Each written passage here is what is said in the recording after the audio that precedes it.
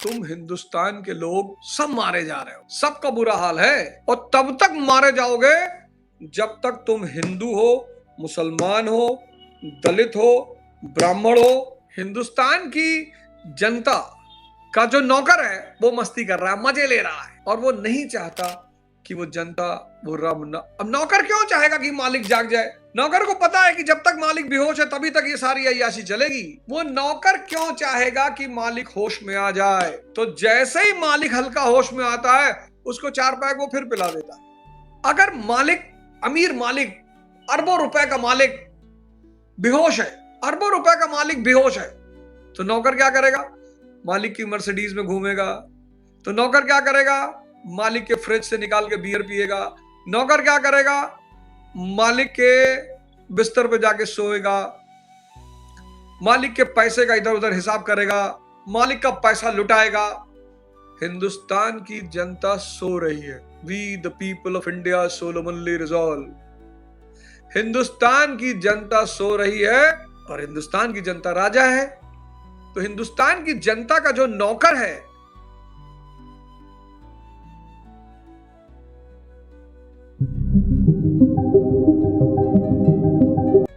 इसीलिए तो सरकारी अस्पताल और स्कूल मरे पड़े हुए हैं। अगर सरकारी अस्पताल और स्कूल अच्छे हो जाएं तो प्राइवेट स्कूल और प्राइवेट अस्पतालों को पूछेगा कौन? अगर बीएसएनएल अच्छा हो जाए तो एयरटेल को पूछेगा कौन?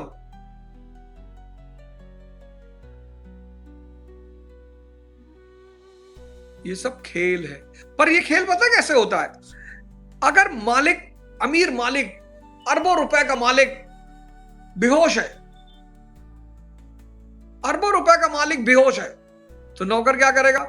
मालिक की मर्सिडीज में घूमेगा। तो नौकर क्या करेगा? मालिक के फ्रिज से निकाल के बियर पिएगा। नौकर क्या करेगा?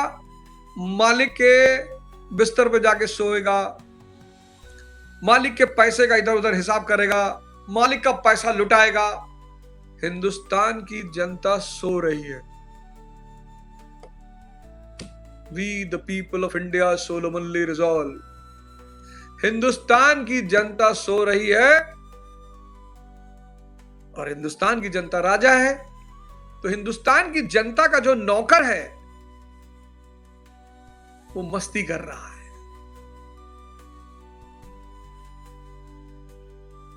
हिंदुस्तान की जनता का जो नौकर है वो मस्ती कर रहा है, मजे ले रहा है और वो नहीं चाहता कि वो जनता वो रब। अब नौकर क्यों चाहेगा कि मालिक जाग जाए?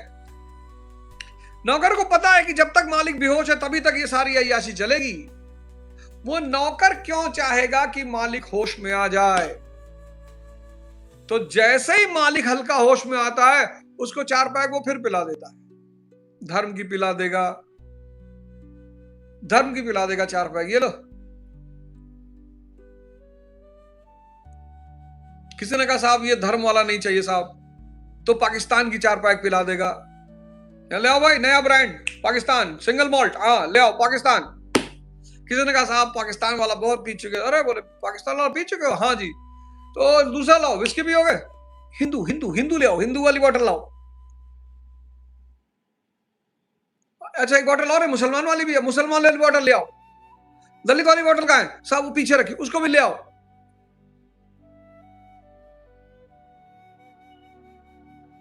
तुम हिंदुस्तान के लोग सब मारे जा रहे हो, सबका बुरा हाल है और तब तक मारे जाओगे जब तक तुम हिंदू हो, मुसलमान हो, दलित हो, ब्राह्मण हो।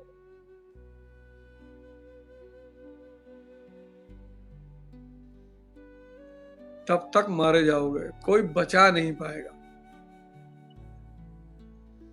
कोई बचा नहीं पाएगा। जब ये दलित ब्राह्मण सब खत्म हो गया था तो देश आजाद हो गया, अंग्रेज भाग गए। जब ये दलित ब्राह्मण हिंदू मुसलमान सब खत्म हो गया था, अंग्रेज भाग गए। और जिस दिन ये फिर खत्म हो जाएगा, दलित ब्राह्मण हिंदू मुसलमान, ये काले अंग्रेज भी भाग जाएंगे।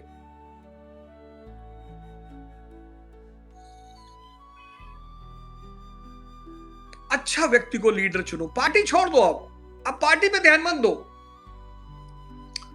अब पार्टियों पे ध्यान दोगे तो फिर बायस्ड हो जाओगे। किसी पार्टी विशेष नहीं, अच्छा जो पार्टी बढ़िया कैंडिडेट दे 27 के चुनाव में, 2029 के चुनाव में, बस एक चीज, हर आदमी अपने घर के बाहर झंडा लगा लो, उस पर लिख दो शिक्षा चाहिए, स्वास्थ्य चाहिए, इंडस्ट्री चाहिए, इंफ्रास्ट्रक्चर चाहिए, बस इसकी बात करोगे जी, आओ।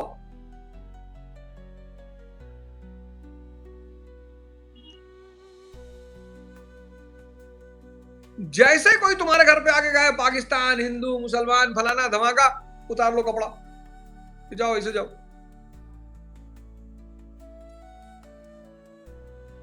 कितनी ताकत लगी, कितनी कुर्बानियां हुई, लेकिन माहौल बाहर का बहुत गर्म है, ये जान लीजिए।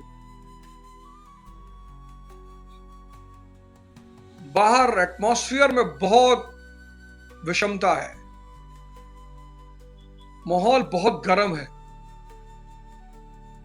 शांत रहिए, धैर्य रखिए। और व्यवस्था बदलने का सबसे प्यारा तरीका है सत्याग्रह। मेरी नजर में सत्याग्रह से अच्छा कोई तरीका नहीं। बहुत ताकतवर तरीका, बहुत प्यारा तरीका, क्योंकि हमारा देश है। हम अपनी बसें थोड़ी जला सकते हैं, हम अपने डिपार्टमेंट थोड़ी, अपना घर थोड़ी जला सकते हैं। आप अपने घर से नाराज हो जाओगे, अपना घर जला दोगे। व्यवस्था बदलने का सबसे प्यारा तरीका है सत्याग्रह।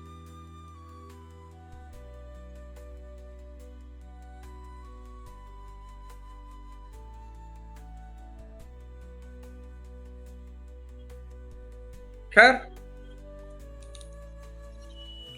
आराम से रहिए, रामचरितमानस पढ़िए। आशा करता हूं आप में से बहुत सारे लोग मानस लेकर बैठ गए होंगे। तो सत्संग पैदा होने के 3 तरीके हैं। पहला सेवा, दूसरा सत्संग,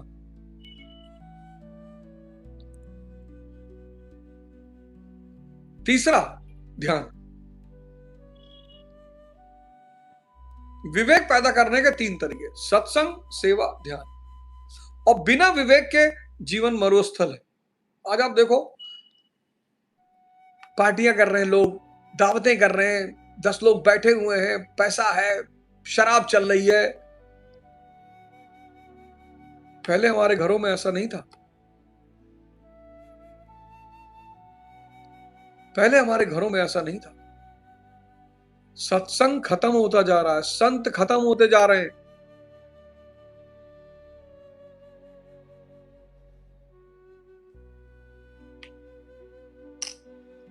पाखंड बढ़ता जा रहा है। जान लीजिएगा, धर्म समस्या नहीं है, पाखंड समस्या है।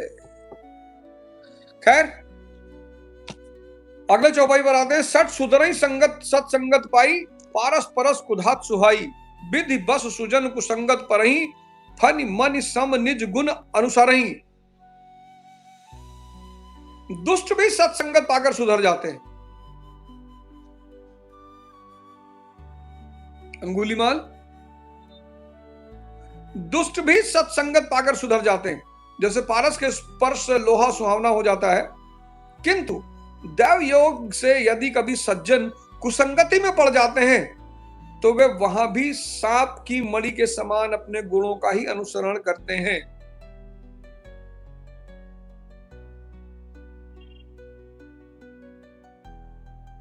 अब मणि है, सांप के अंदर जहर है, लेकिन मणि के अंदर जहर नहीं आता, उसके अंदर प्रकाश ही रहता है।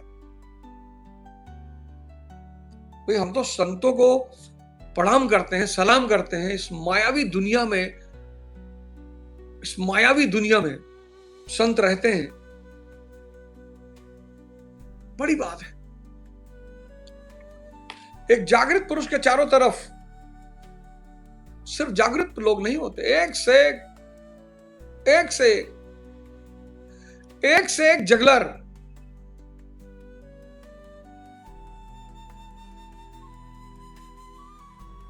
तो जो दुर्जन है वो संगत पाकर अच्छा हो जाता है, लेकिन जो संत है वो अगर कुसंगति में भी चला जाए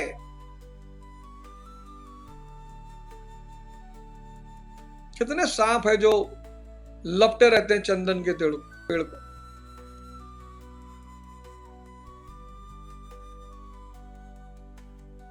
सांप जो है वो चंदन के पेड़ पर लपटे रहते हैं, लेकिन चंदन के पेड़ में जहर नहीं आता। यही चंदन की खासियत है।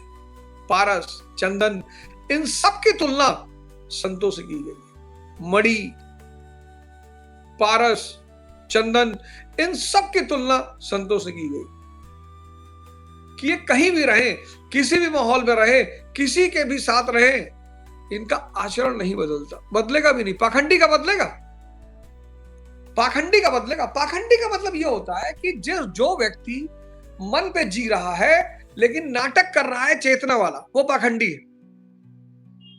आज आप पाखंडी का मतलब समझ लीजिए।